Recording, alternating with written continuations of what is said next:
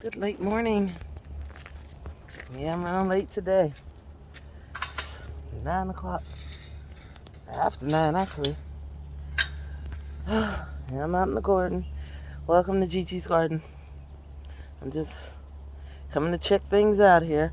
I know I got a little squash beetle on this. I just seen it on this little plant here. I just seen it. Where is she?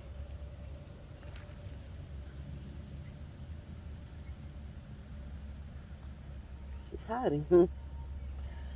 She's hiding. She left. She might have seen me coming. She knew I was gonna get her. Knew I was gonna get her. I just seen that stupid bug. Let's buy this flower. There it goes. Eating my darn flower.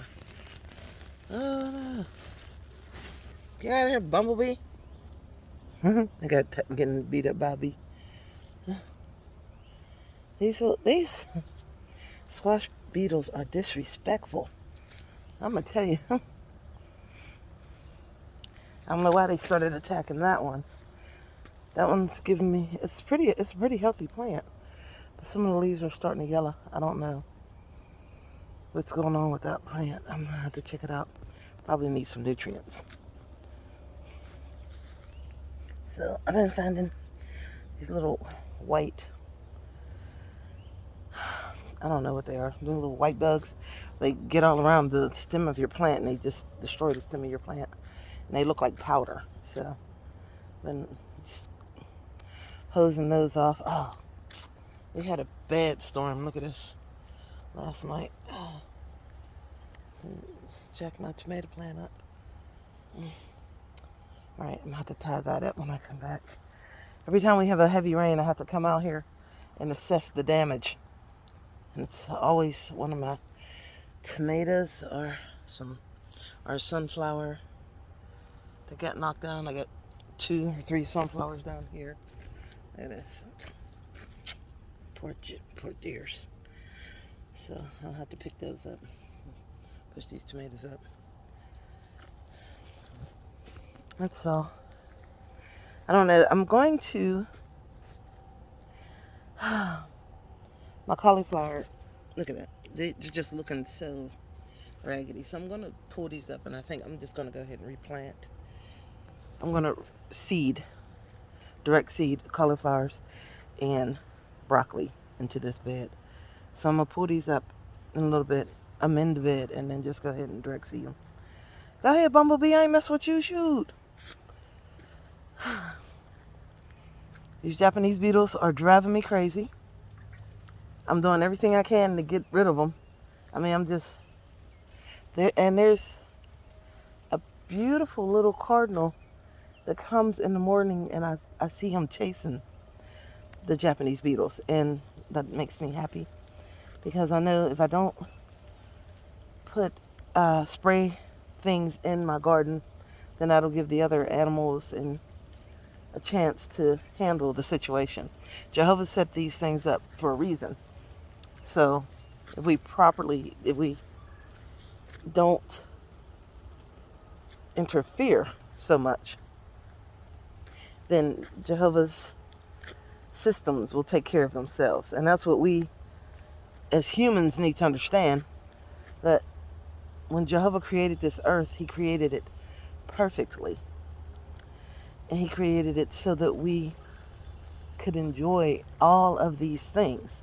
And I never even thought of it until a few years ago that everything Jehovah put on this earth is for man's enjoyment.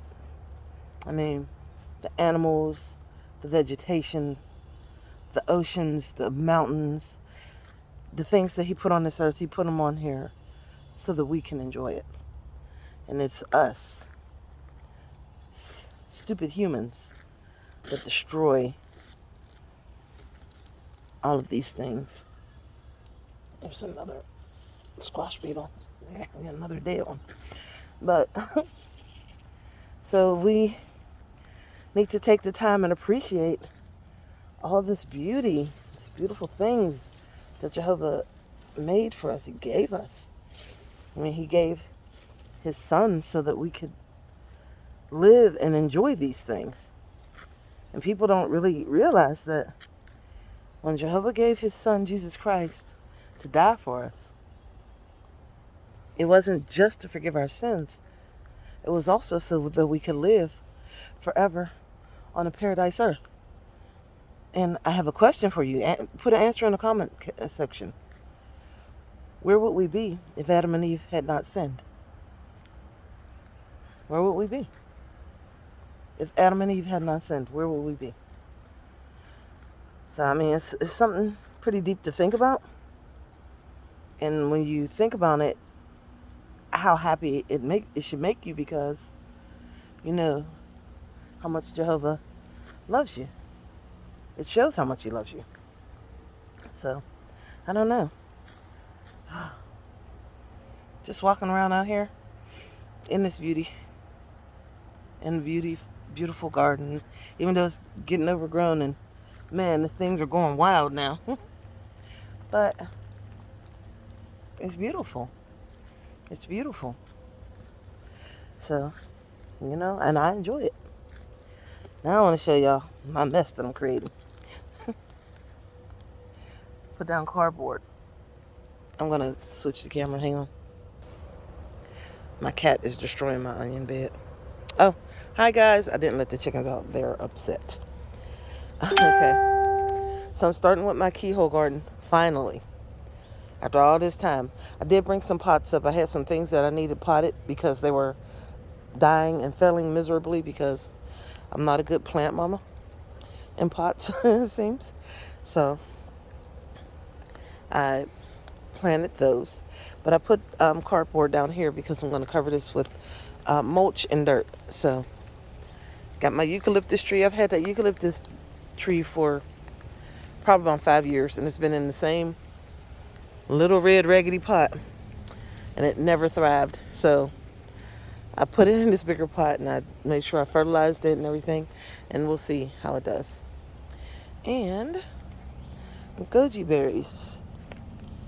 I finally put these somewhere. I just put them in this big pot, and I'm going to see if I can get those very healthy before I transplant them into the ground around the keyhole garden.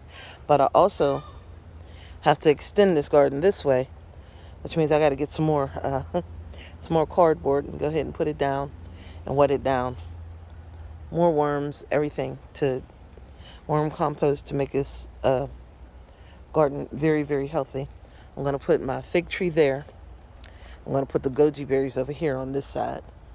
And after that gets healthier, I would like to plant it in the ground on this side. But I'm going to have to do a little bit more research on it. It has never really been in full sun.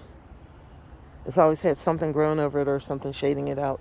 So we'll see how it goes over here in the shade or partial sun. And I put some peonies here, some red scarlet peonies in this. I want to see how they grow. I want them to grow because they are so pretty on the package. Of course, me destroying my poor little peppermint and lemon balm and my thyme over. My basil over there, cinnamon basil. I'm getting ready to put up hoops around my onions because the cats have been smashing out, and I caught baby kitty chewing on my onions over here. Needs weeded. These little strawberries, they're driving me crazy. And I don't want to, I have to be careful pulling up this big old Bermuda grass. I don't know what kind of grass it is, but I know it's very invasive. Very invasive grass. So, and my little purple top turnips are doing pretty good. Look at they're growing. I picked one yesterday. It was really, really sweet. It was only about that big, but I was excited about that. So I will plant these again because they grow good and they grow very well. But next time I will make sure I seed them. When I direct sow the seed, I will make sure I don't put them so close together.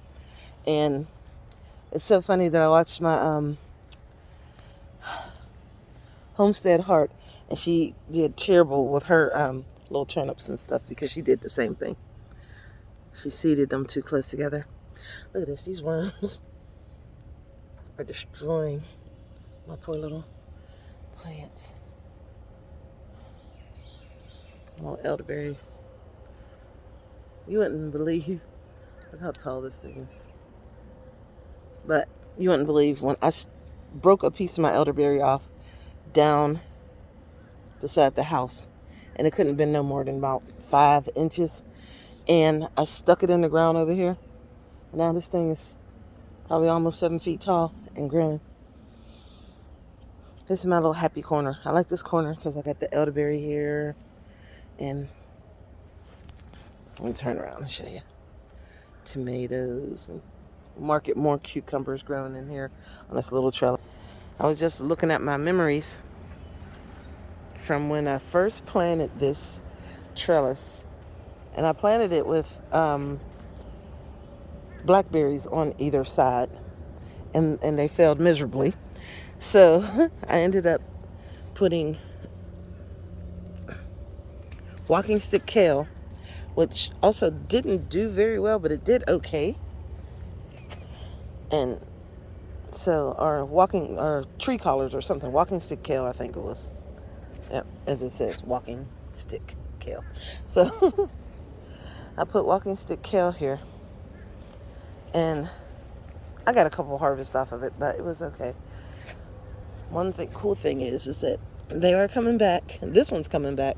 That one died, and there's a little one over there that's coming back, and this little tiny one right here that's coming back. And I'm going to do some amendments again on all these beds, so that way they can thrive and grow a little better. And I'm going to extend this bed out a little further.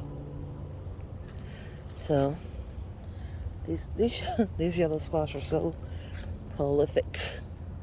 They're just doing great. There's another little tomato in there.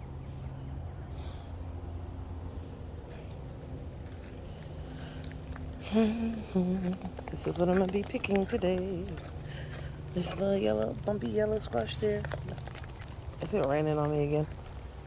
Feels like it's raining. And my one beautiful zinnia finally opened all the way up. I'm excited. Look at her. She's so pretty. Got a little calla lily down here hiding among the squash. And I don't know, stupid cats sitting in my herb garden. Everything's booming now. Look at that. Lamb's quarter.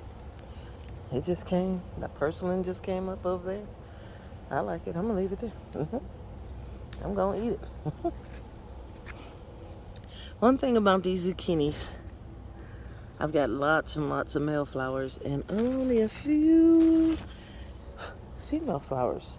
I'm getting tons of yellow squash and very little zucchini. This is my giant sunflowers from Baker's Creek. These ones are well over 12 feet tall. I have to come out in the morning and give them a shake to get the Japanese beetles off of them. They're so tall, there's nothing I can do but just give them a shake and scare them, shake them up a little bit, which I don't like to do too much because I don't want them to bend. And look at this, 2 blueberries. Yes, I'm taking those before the birds get them. Thank you, thank you. I've waited long enough. Here's another one over here. Let me see. This little blueberry. These are different varieties. I couldn't even tell you the varieties. There's this one. This is an emerald. And I don't know what those two are. But I bought them from 3 different places. Oh, I found another. Ho, ho, ho. I know, I hear you. If I don't let these chickens out, they're going to have a fit.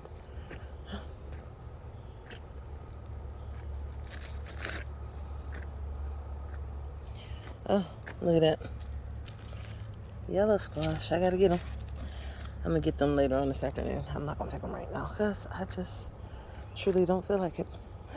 Oh no, it's my perpetual spinach, and I forgot to put holes